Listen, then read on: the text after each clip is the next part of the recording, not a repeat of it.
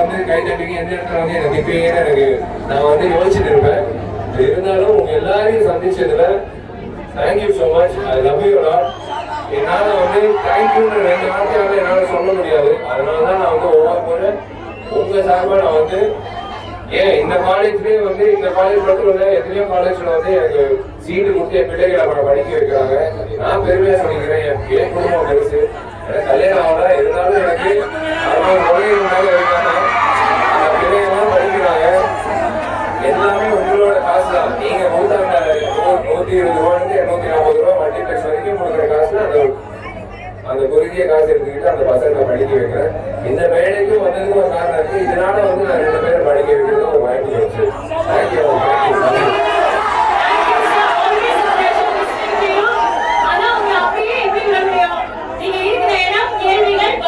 எப்போதுமே டிஃபால்ட்டா இருக்கும். என்ன படிச்சிருக்கு டாக்டர் கேமா? Hi sir.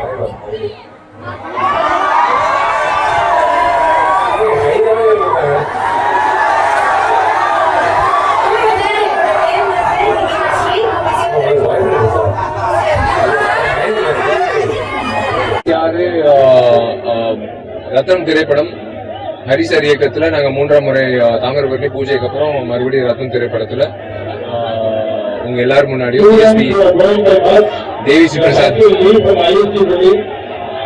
ஸ்ரீ பிரசாத் இசையில நான் முதல் தடவையா வேலை செய்யறேன்.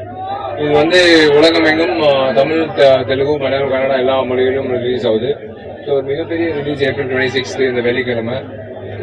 ரொம்ப சந்தோஷமா இருக்கு. இந்த ப்ரொமோஷன்ஸ் வந்து முதல்ல விஐடியில தொடங்கி அதுக்கப்புறம் ஒவ்வொரு எஸ்ஆர்எம், அது ராமபுரம், அதுக்கப்புறம் வந்து ஒவ்வொரு ஊரை போய் காலம்பர சேலம் காலேஜுக்கு போயிட்டு Sakthi Kailash college, AVS engineering college போயிட்டு மறுபடியும் திருச்சி எஸ்ஆர்எம் காலேஜுக்கு வந்துட்டு மறுபடியும் நாளைக்கு காலைல வேற ஒரு நிகழ்ச்சிக்கு போயிட்டு மறுபடியும் ஹைதராபாத் போயிட்டு மறுபடியும் அதுக்கப்புறம் சித்தூர் போயிட்டு மறுபடியும் திருப்பதி போயிட்டு எல்லாருக்கும் நன்றி ஃபர்ஸ்ட் சொல்லிட்டு, ஏன்னா 19 வருஷம் ஆச்சு நடிகனா அவங்களுக்கு நான் நன்றி தெரிவிக்கணும். அதே சமயத்துல என்னோட கடமை, நான் வெளியில எங்கிட்டயோ ஒரு ஸ்டுடியோல உட்காந்து எல்லாருக்கும் வந்து நன்றி, நீங்க வந்து படத்தை பாருங்க, இந்த படம்னு சொல்ல விருப்பம் இல்லை. அதனால நேர்ல இப்ப பசங்க மத்தியில அவங்களோட டைம் ஸ்பெண்ட் பண்ணிட்டு என்ன இருக்கு இந்த படத்துலன்றது அவங்களுக்கு காட்டிட்டு ஏப்ரல் 26ஆம் தேதி வெள்ளிக்கிழமை கண்டிப்பா இந்த திரைப்படத்தை திரையரங்கத்துக்கு போய் பாருங்கன்றதுதான் எங்களோட விண்ணப்பம்.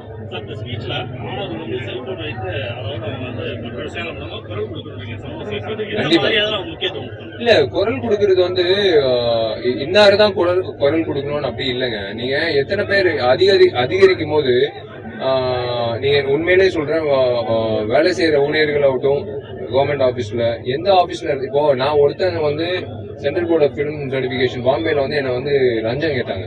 நான் குரல் கொடுத்தேன். அது இப்போ இன்னைக்கு வந்து அத்தனை மொழிகளும் அந்தந்த ஸ்டேட்லயே மாநிலத்திலே நீங்க பண்ணிக்கலாம், நீங்க பாம்பே வரணும்னு அவசியம் இல்லைன்னு பண்ணிட்டாங்க. அரெஸ்ட் பண்ணாங்க, நடவடிக்கை எடுத்தாங்க சிபிஐல. இப்ப நான் மட்டும் தான் குரல் கொடுக்கணும்னு அவசியம் கிடையாது. அதே மாதிரி சமுதாயத்துல ஏதோ தவறுகள் நடக்குதா, நீங்க வந்து குரல் கொடுக்கணும். நீங்க குரல் கொடுக்க அவங்க பயம் ஏற்படுத்தும். நீங்க வந்து குரல் கொடுக்கலன்னு வச்சுக்கோங்களேன், உங்களை பயன்படுத்திப்பாங்க. உங்களை வந்து நீங்க சரி இவங்க இப்படிதான் அப்படின்ட்டு அலட்சியமா வந்து உங்களை பார்க்க கூடாது. உங்களை வந்து பார்த்தாலே பயப்படணும். நீங்க நாங்க ஏதோ தப்பு பண்ணா இவங்க வந்து கண்டிப்பா கண்டுபிடிப்பாங்க, இவங்களை வந்து ஈஸியா வந்து அமைக்கிட முடியாது அப்படின்றதுதான் நான் வந்து சொல்ல விருப்பப்படுறேன் எல்லாருக்கும்.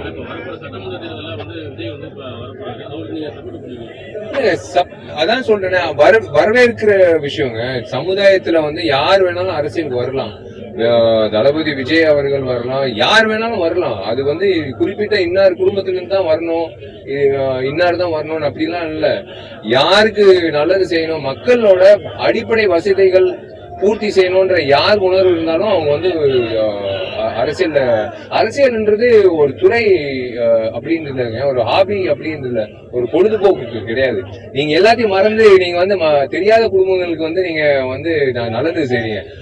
4 வீட்டுல அடுப்பு எரியுதுன்னா அதை விட ஒரு பெரிய சந்தோஷம் என்ன? 4 பேர் பிள்ளைகளுக்கு வந்து படிப்பு கொடுத்தீங்கன்னா, 4 பேருக்கு மருத்துவ உதவியோ, 4 விவசாயிகள் வந்து விவசாயம் பண்ண விட்டீங்களோ, அந்த மாதிரி விஷயம் நடக்கும்போது வந்து கண்டிப்பா யார் வந்தாலும் நல்ல விஷயம் தான். அரசியலுக்கு வர்றது நல்ல விஷயம் தான். இல்ல கண்டிப்பா நான் தான் சொல்லிட்டேனே. அதாங்க ஒரு வாட்டி தான் சொல்ல முடியும். ஒரு கடவுள்கிட்ட பிரார்த்தனை பண்ணுவோம், ஒரு வாட்டி தான் தேங்காய் உடைக்க முடியும், ஒவ்வொரு வாட்டி உடைக்க கூடாது. அது கண்டிப்பா அந்த நேரத்துல வந்து நான் வரக்கூடாதுன்னு வேண்டிக்கோங்க.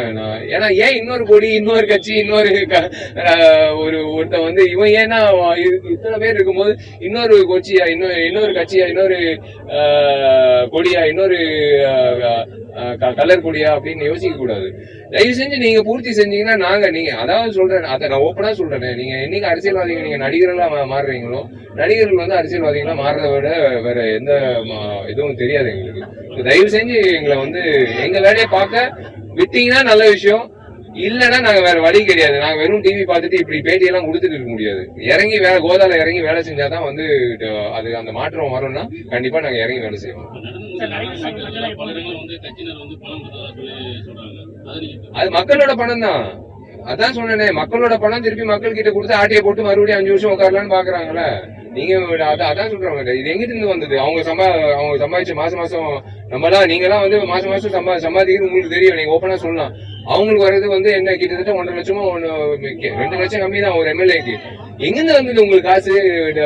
ஓட்டுக்கு ஒரு இவ்வளவு நீங்க நிர்ணயிச்சு கொடுக்குறீங்களா? இவ்வளவு அலட்சியமா நீங்க நினைக்கிறீங்களா? மக்கள் எல்லாம் மாறுவாங்க, மாறிட்டாங்க.